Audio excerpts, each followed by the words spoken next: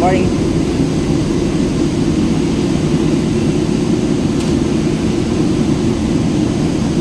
So ito yung update sa rig natin kagabi.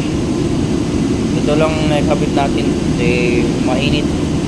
Napakainit ng panahon.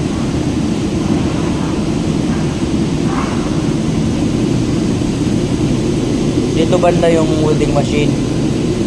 Dito yung extension na naka-roll siya.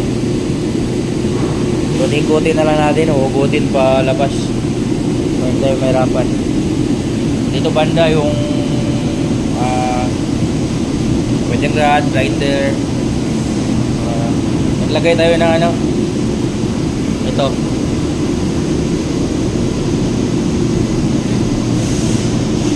fire extinguisher para safety tayo lagi. Hindi pa tapos yung ano, nakulangan na tapos tayo sa ano, sa plate.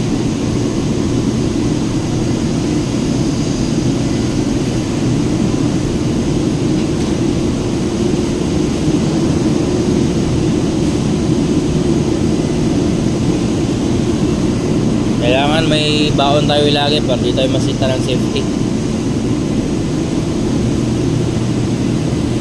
Ito naman yung sa blower nya sa welding machine para makapasok yung hangin. Dito naman yung ano, yung kable nya para di tayo mahirapan ng pag-plug.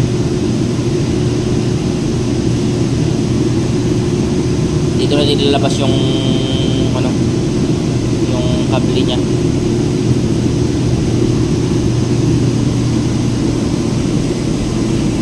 So ayun lang muna, mamayang gabi na naman.